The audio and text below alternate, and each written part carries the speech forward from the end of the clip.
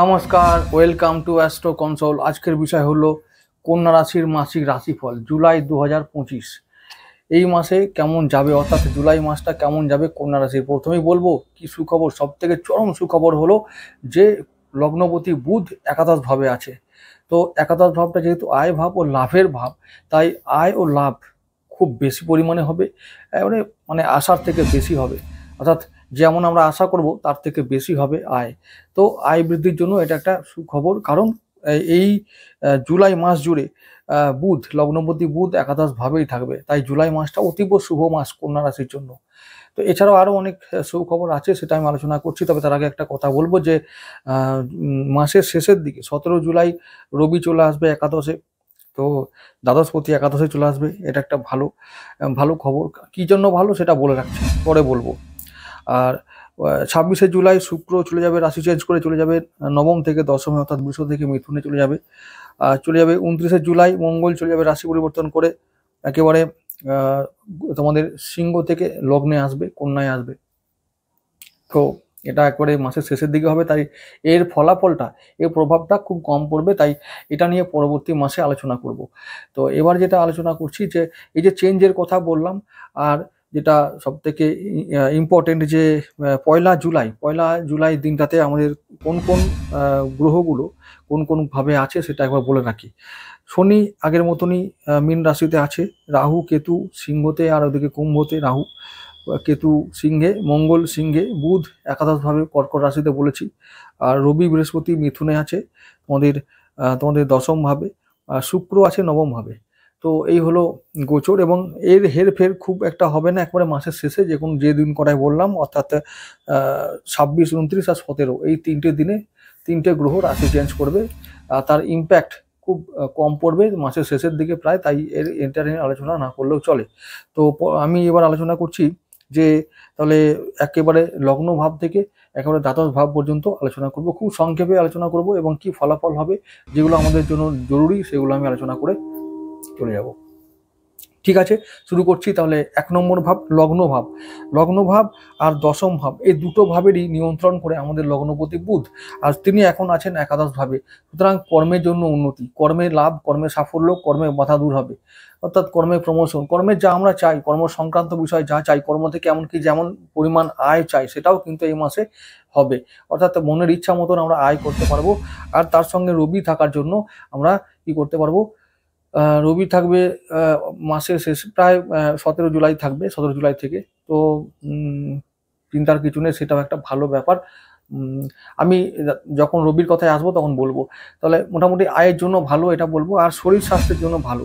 তবে আবার বলবো যে বুধের মানুষ তোমরা তো একটু টেনশন স্ট্রেস থাকে, তো চন্দ্রের ঘরে থাকবে বুধ, সেটা খুব একটা ভালো না শরীরের জন্য। তো শরীরের প্রতি অবশ্যই যত্ন নিতে হবে। আর চলে যাব পরবর্তী ভাবে, 2 নম্বর আর নবম ভাব, মানে দ্বিতীয় ও নবম ভাবের কারো কথা বহন করে আমাদের শুক্রদেব। তাহলে শুক্রদেব নবমে থাকবে, মানে ভাগ্যবতী, ভাগ্যে থাকার দরুন জুলাই মাসে ভাগ্য থাকবে শুভ, ভাগ্য থাকবে অনুকূল। তাহলে ভাগ্য অনুকূল থাকার দরুন আমরা দ্বিতীয় ভাবে, অর্থাৎ ধনভাবে শুভ ফল পাবো, অর্থাৎ সঞ্চয় হবে, সেভিংস হবে। যা আয় করব, যা কর্ম থেকে আয় করব, সেগুলো আমরা সেভিংস করতে পারবো। তাহলে এটাও ভালো একটা দিক জুলাই মাসের জন্য। ঠিক আছে, তাহলে কন্যা রাশির জন্য জুলাই মাসটা অতীব শুভ মাস হয়ে দাঁড়াচ্ছে। আমরা অলরেডি 40% পেয়ে গেছি। চলে আসছি তৃতীয় ভাব আর ওদিকে অষ্টম ভাব, এই দুটো ভাবের মালিক হচ্ছে আমাদের মঙ্গলদেব, তিনি এখন আছেন দ্বাদশ ভাবে। বাস এইখানে একটা সমস্যা থাকছে। কিরকম, ওই যে তৃতীয় ভাবটা কারা, আমাদের ভাই বোন, আমাদের পাড়া প্রতিবেশী, আত্মীয় স্বজন, কলিগ, আশেপাশের লোকজনরা, এরা আমাদের একটু সমস্যায় ফেলতে পারে। তো কিরকম সমস্যা, ওই যে পিছনে কথা বলা, তো যেহেতু অষ্টমপতি দ্বাদশে কারো মামলা মোকদ্দমা হবে। যদি একটা কথা মনে রাখতে হবে, যে এই যে এদের সঙ্গে সম্পর্কতে যদি কখনো সমস্যা আসে, এটা বুঝতে পারি আগে থেকে, তাহলে কিন্তু সাবধান থাকবো। কিরকম ভাবে, বেশি বিতর্কে যাব না, বেশি বাদ বিতর্কে যাব না। সময় আমাদের এখন অনুকূল নয়, আমরা সময় অনুকূল পেলে তখন আমরা ওদের সঙ্গে আলোচনায় বসবো। তো এরকমভাবে একটা কম্প্রোমাইজ এখন করে রাখা ভালো। তো এই যেহেতু মঙ্গল কেতু দুজনেই আমাদের শত্রু, তাই আমাদের এখন ওদের সঙ্গে এখন কোনো রকমের বাক বিতণ্ডা না করাই ভালো, ওদের থেকে এড়িয়ে চলাই ভালো। আচ্ছা, এবার অষ্টমপতি যেহেতু দ্বাদশে আছে, অনেকেই একটা কথা বলে রাখি যে তো হঠাৎ করে আয় বৃদ্ধি, হঠাৎ করে প্রাপ্তিও হবে। যেমন সম্পর্কের ক্ষেত্রে মঙ্গল খারাপ করবে, তেমন কিন্তু আয় বাড়াবে, তেমন প্রাপ্তি ঘটাবে। কারো কারো প্রাপ্তি ঘটাবে, জমি জমা সূত্রে আহ, লাভ হতে পারে। আবার কারো কারো বীমা সূত্রে, কারো উত্তরাধিকার সূত্রে লাভ হতে পারে। তো এটা একটা ভালো ব্যাপার। আবার কারো কারো জমি জায়গা সংক্রান্ত বিষয়েও কিন্তু মামলা মোকদ্দমা লেগে যাবে। তো যদি এরকম কোনো বিষয় হয়ে থাকে, তাহলে অবশ্যই বলবো যে সাবধানে বুদ্ধি দিয়ে কাজ করলেই ভালো হয়। আইনের পথে যদি আমরা যেতে পারি, তাহলে অবশ্যই সমাধান পাবো। তাই বলবো যে এই সমস্যাগুলোর সমাধান বুদ্ধি দিয়ে, অর্থ দিয়ে এবং আইনের পথের মাধ্যমে আমরা সমাধান করে নেব।